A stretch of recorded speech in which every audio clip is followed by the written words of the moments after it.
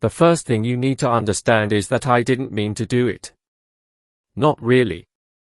It was a misunderstanding, a cultural faux pas, a linguistic blunder of galactic proportions. But let me start from the beginning.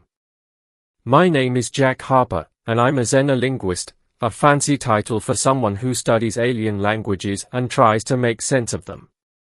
I was part of the first human delegation to the Zylothian Empire, a vast interstellar civilization ruled by the enigmatic and terrifyingly beautiful Queen Xylara. The Zylothians were insectoid in nature, with iridescent exoskeletons, multifaceted eyes, and a social hierarchy that made Earth's most convoluted royal courts look like a kindergarten playground. They were also, as it turned out, incredibly literal. The mission was simple: establish diplomatic relations, negotiate trade agreements, and, most importantly, avoid starting an interstellar war. Easy, right? Wrong. It all went sideways during the formal reception in the Grand Hive Chamber. The room was a marvel of alien architecture, with towering crystalline spires and bioluminescent vines that pulsed with soft, rhythmic light. The air was thick with the scent of something sweet and floral, and the low hum of Zylothian chatter filled the space. I was standing near the center of the room, trying to make small talk with a Zylothian diplomat who looked like a cross between a praying mantis and a disco ball. That's when Queen Xylara herself entered. She was breathtaking. Her exoskeleton shimmered with hues of deep violet and gold, and her wings, folded neatly against her back, caught the light in a way that made her seem almost ethereal. Her eyes, though, those were what really got me. They were like twin galaxies, swirling with colors I couldn't even name. She moved with a grace that was both alien and hypnotic, and the room fell silent as she approached. I, being the idiot that I am, decided to greet her in her native language. I had been studying Zylothian for months, and I was confident I could at least manage a basic greeting. So, when she stopped in front of me, I bowed deeply and said the words I had practiced 100 times. Xylara, Queen of the Hive, I offer you my deepest respect and, eternal devotion. Or at least, that's what I thought I said. The room went dead silent. The Zylothians around me froze, their antennae twitching in what I could only assume was shock. Queen Xylara tilted her head, her galaxy-like eyes fixed on me. Then, to my utter horror, she reached out with one of her delicate, clawed hands and placed it on my shoulder. I accept, she said, her voice a melodic hum that sent shivers down my spine. Wait, what? I stammered, my brain short-circuiting. Accept what? Your proposal, she replied, as if it were the most obvious thing in the universe. You have offered yourself as my consort, and I have accepted. The bonding ceremony will commence at once.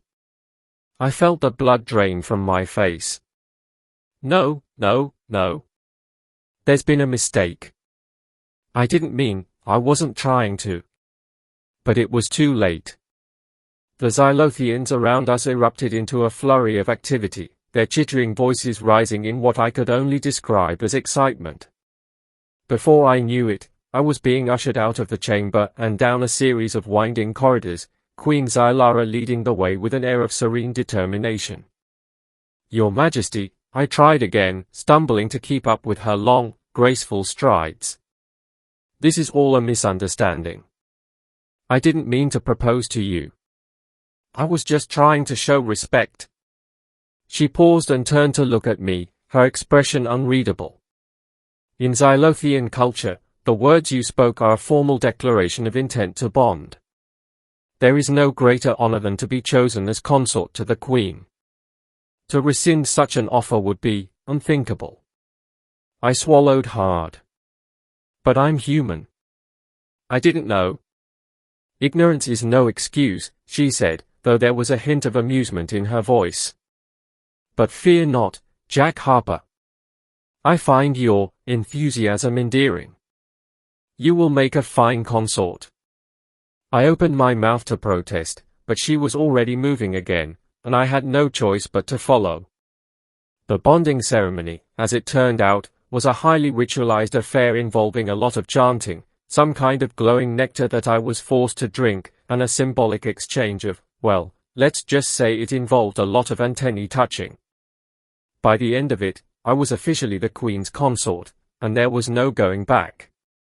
The days that followed were a blur of alien customs, political intrigue, and more than a few awkward moments. Queen Zylothian, to her credit, seemed genuinely fond of me, though I couldn't tell if it was because she actually liked me or because I was a novelty. The Zylothians, for their part, treated me with a mix of curiosity and reverence, as if I were some kind of exotic pet. But as time went on, I began to see a different side of Xylara. Behind her regal demeanor and otherworldly beauty, she was fiercely intelligent, deeply compassionate, and surprisingly vulnerable. She confided in me about the pressures of ruling an empire, the weight of her responsibilities, and the loneliness that came with her position. And despite the bizarre circumstances that had brought us together, I found myself growing closer to her. One night, as we stood together on a balcony overlooking the glowing spires of the Hive City, I turned to her and said, "You know, this isn't exactly how I imagined my life going." She tilted her head, her eyes sparkling with amusement. "And how did you imagine it?" "I don't know," I admitted. "But I never thought I'd end up as the consort to an alien queen." She reached out and took my hand, her touch surprisingly gentle. "And yet, here we are. Do you regret it?" I thought about it for a moment. "No," I said finally. "I don't think I do." She smiled, a rare, genuine smile that made my heart skip a beat. "Good.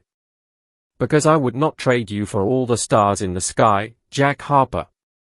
And in that moment, I realized that maybe, just maybe, this wasn't such a bad thing after all.